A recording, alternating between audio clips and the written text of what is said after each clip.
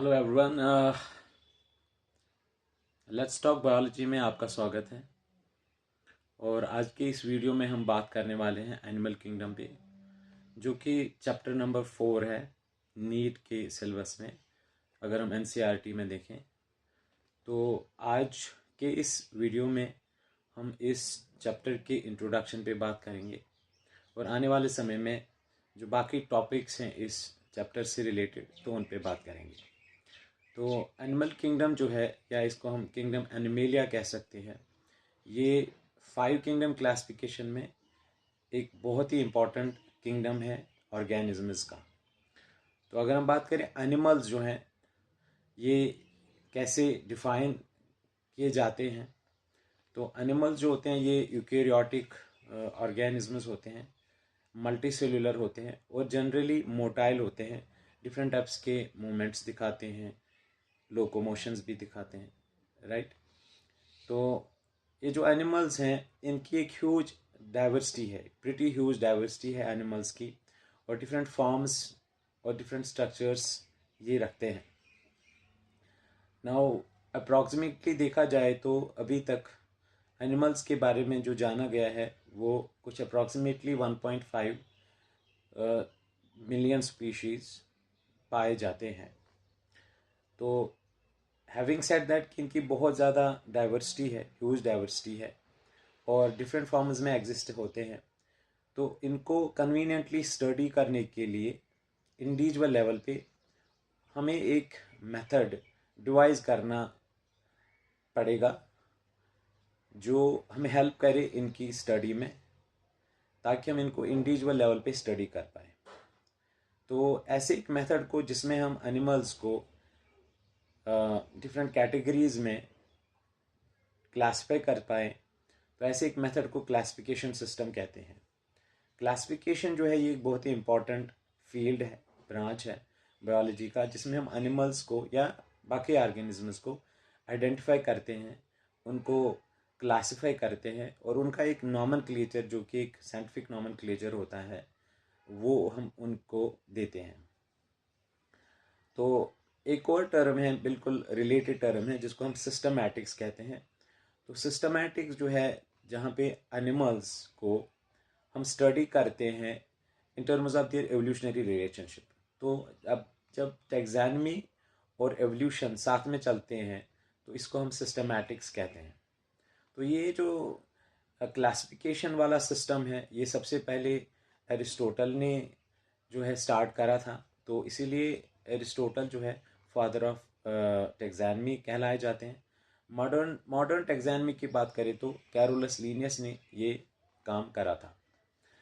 Now अब जो ये एनिमल्स हैं, चूंकि इनके पास मैंने पहले ही बोला बहुत सारे कैरेक्टर्स हैं, pretty huge diversity and characters, तो इनको हमें क्लासिफिकेशन के लिए जो इनकी बेसिस ऑफ क्लासिफिकेशन है उसके लिए कुछ स्पेशल कैरेक्टर्स चाहिए, कुछ बेसिक और फंडामेंटल कैरेक्टर्स चाहिए। तो although they have the huge diverse characters, pretty good characters, but there are some fundamental characters or basic characters which can form the basis of classification. तो जैसे एक character है जिसमें हम एनिमल्स को क्लासिफाई करते हैं on the basis of level of organisation, यानी सेल्स का जो अरेंजमेंट है वो कैसा है। तो हर किसी एनिमल में जो है एक तरह की पैटर्न नहीं है सेल्स की, तो कुछ में सेलुलर लेवल ऑफ ऑर्गेनाइजेशन है, कुछ में टिश्यू लेवल ऑफ ऑर्गेनाइजेशन है, कुछ में ऑर्गन लेवल ऑफ ऑर्गेनाइजेशन है, और अक्सर जो है ज़्यादा जो है उनमें ऑर्गन सिस्टम लेवल की ऑर्गेनाइजेशन है। तो ये एक कैरेक्टर है जिसकी बिना पे हम एनिमल्स को डिफरेंट कैटेगरीज में क्लासीफाई कर सकते हैं। ऐसा ही एक और कैरेक्टर है जिसको हम सिमेट्री कहते हैं, और सिमेट्री एक बहुत ही इंपॉर्टेंट कैरेक्टर है एक एनिमल का, जहाँ पे एक एनिमल की बॉडी को हम डिवाइड कर सकते हैं दो मिरर इमेजेस में, दो इक्वल हाउस में, और इसके लिए हमें कुछ प्लेन्स की ज़रूरत पड़ती है। तो एक एनिमल किस प्लेन से दो मिरर इमेजेस में डिवाइड होता है या नहीं होता है, इस बिना पे हम एनिमल्स को डिफरेंट कैटेगरीज में, डिफरेंट ग्रुप्स में डिवाइड कर सकते हैं। ये हमारा दूसरा कैरेक्टर बनने वाला है। इसी तरह एक और कैरेक्टर है जिसको हम सीलम कहते हैं, यानी एक स्पेस है जो बॉडी वॉल और डाइजेस्टिव सिस्टम के बीच में होती है और मीजोडर्म से बनती है। तो इसका होना या ना होना जो है ये हमारे लिए बेसिस ऑफ क्लासिफिकेशन बनता है। तो इसकी बिना पे, सीलम के नेचर की बिना पे, सीलम की प्रेजेंस की बिना पे हम एनिमल्स को डिवाइड कर सकते हैं। कुछ में ये होता नहीं है, एसिलोमेट्स जिनको कहते हैं, कुछ में ये होता है लेकिन उस तरह से ट्रू सीलम नहीं होता है। मेसोडर्म्स से ये पूरी तरह से अनक्लोज नहीं होता है। मेसोडर्म जो होते हैं वो पाउचेस में होते हैं, तो उसको हम सूडो सीलम कहते हैं, और उन एनिमल्स को सूडो सीलोमेट्स कहते हैं। और बाकी जो हैं जिनमें ये पूरी तरह से अनक्लोज्ड है मेसोडर्म से, और डिफरेंट पैटर्न्स में ये उनमें भी देखने को मिलता है, तो उनको हम ट्रू सीलोमेट्स कहते हैं। तो ये हमारे लिए एक इम्पॉर्टेंट कैरेक्टर बनता है क्लासिफिकेशन के लिए, नेचर ऑफ सीलम। इसी तरह हमारा एक और कैरेक्टर है जो ये तय करता है कि एनिमल्स का जो एम्ब्रियोनिक स्टेज था तो वो कैसा था। तो कुछ में 2 ही एम्ब्रियोनिक लेयर्स होती हैं, कुछ में 3 एम्ब्रियोनिक लेयर्स होती है पहले, जहाँ से डिफरेंट टिश्यूज़ और ऑर्गन्स जो हैं वो डिराइव होते हैं। तो ये एक और इम्पॉर्टेंट कैरेक्टर हमारे लिए बनता है, जिसकी बिना पे हम एनिमल्स को क्लासिफाई कर सकते हैं into diploblastic and triploblastic animals. इसी तरह कुछ एनिमल्स में organ system level of organisation होती है, जैसे उनमें डाइजेस्टिव सिस्टम होता है या उनमें सर्कुलेटरी सिस्टम होता है। लेकिन इन 2 ऑर्गन सिस्टम्स की जो पैटर्न है वो सेम नहीं होती है। जैसे डाइजेस्टिव सिस्टम का एक वेरिएंट जो है कि जहाँ पे एनिमल की बॉडी में जो है डाइजेस्टिव सिस्टम तो है लेकिन वो कंप्लीट नहीं है। एक ही ओपनिंग है जो माउथ और एनस दोनों का काम करता है, और दूसरा है जहाँ पे माउथ एक अलग ओपनिंग है और एनस जो है वो एक अलग ओपनिंग है।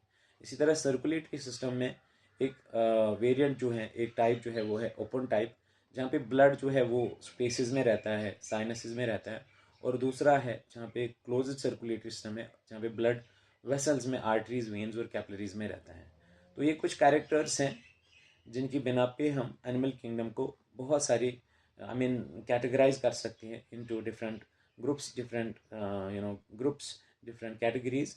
और यही हमें हेल्प करने वाले हैं पूरे इस चैप्टर को आगे पढ़ने में। तो ये एक ब्रीफ इंट्रोडक्शन था एनिमल किंगडम के बारे में, जो शुरू की चीज़ें दी गई हैं एनसीईआरटी में।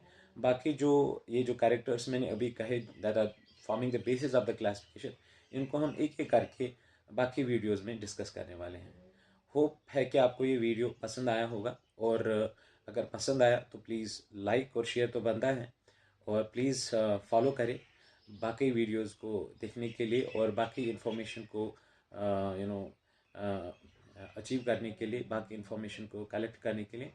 एंड आई होप कि ये ऐसे सारे वीडियोस जो मैं आगे बनाने वाला हूँ ये आपकी नीट प्रिपरेशन और क्लास 11th की प्रिपरेशन में बहुत हेल्पफुल होने वाले हैं। Thank you.